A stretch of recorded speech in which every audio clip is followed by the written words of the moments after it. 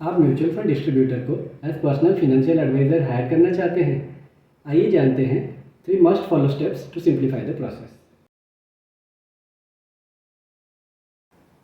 Step number 1, जब आप MFD से ऑनलाइन या उनके ऑफिस में मिले तो उनसे पूछें कि आप अगर उनके साथ 5 to 10 ईयर्स अपना सेविंग्स इन्वेस्ट करते हैं तो क्या रिटर्न मिलेगा। अगर वो आपको एश्योर्ड रिटर्न बोल रहे हैं तो उनको भूल जाइए। अगर वो आपको डाटा पॉइंट्स दिखा के ये समझाते हैं कि लास्ट 5-10 ईयर्स में मार्केट में क्या रिटर्न मिला है और करंट मार्केट सिनेरियो, वोलेटिलिटी और रिस्क समझाते हुए आपको ये बताते हैं कि आप नेक्स्ट 5-10 ईयर्स में क्या रिटर्न एक्सपेक्ट कर सकते हैं, तब आप स्टेप नंबर 2 पे जाइए। अब स्टेप नंबर 2 में 3 इंपॉर्टेंट क्वेश्चंस आपको उनसे पूछने हैं। पहला क्वेश्चन, वो अपने क्लाइंट्स को जिस म्यूचुअल फंड के पोर्टफोलियो में इन्वेस्ट करने के लिए कह रहे हैं उसका रिटर्न कितना है और क्या वो म्यूचुअल फंड के पोर्टफोलियो ने अपने बेंचमार्क के रिटर्न को बीट किया है। अगर हाँ, तो आप उनसे सेकंड क्वेश्चन ये पूछ सकते हैं कि क्या वो अपनी सेविंग्स इसी पोर्टफोलियो में इन्वेस्ट करते हैं जो अपने क्लाइंट्स को वो एडवाइस करते हैं। अगर इसका आंसर ना है तो आप प्लीज़ उनके साथ इन्वेस्ट मत कीजिए। आपको अच्छे रिटर्न मिलने के चांसेस बहुत ही कम है क्योंकि वो खुद उसमें इन्वेस्ट नहीं कर रहे हैं। और अगर उनका आंसर हाँ है तो आप उनसे रिक्वेस्ट कर सकते हैं कि वो अपनी लाइव पोर्टफोलियो आपके साथ शेयर करें ताकि आप वो रिटर्न वेरीफाई कर सकें।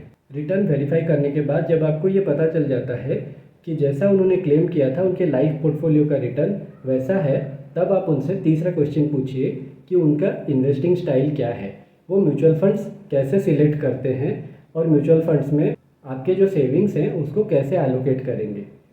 ये जानने के बाद अच्छे से आप 1-2 दिन का टाइम लीजिए और ये डिसाइड कीजिए कि आपको ये पूरी प्रोसेस कंफर्टेबल लग रही है, आप म्यूचुअल फंड में इन्वेस्टमेंट करने के लिए रेडी हैं। देन आप उनको फिर से अप्रोच कीजिए और अब सबसे इम्पोर्टेंट स्टेप नंबर 3 फॉलो कीजिए।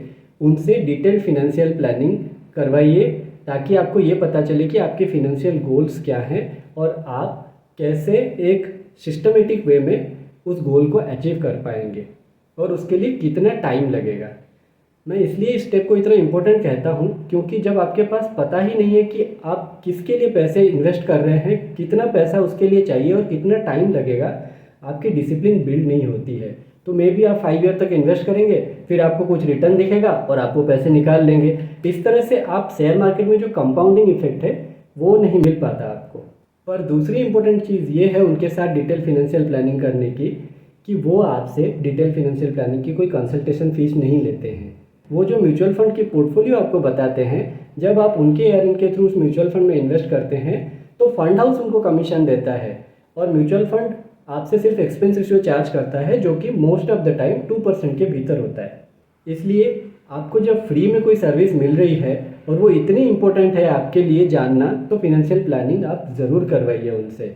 और फिनेंशियल प्लानिंग स्टेप करने से आपको पता चलेगा कि वो कितने कन्वर्सेंट हैं इन सब चीज़ों को आपको समझाने में, और तब जब आपको कंफर्टेबल लगे तब आप उनके साथ जुड़िए और उनके साथ अकाउंट ओपन करके इन्वेस्ट कीजिए। एक अच्छे एमएफडी को पर्सनल फाइनेंशियल एडवाइज़र हायर करने के बाद आपके पास 2 ऑप्शंस हैं।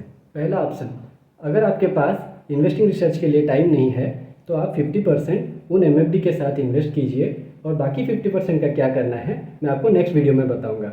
पर अगर आपके पास टाइम है इन्वेस्टिंग रिसर्च के लिए तो आप 1/3 उन एमएफडी के साथ इन्वेस्ट कीजिए और बाकी 2/3 का क्या करना है वो मैं आपको नेक्स्ट वीडियो में बताऊंगा। Thank you, happy investing.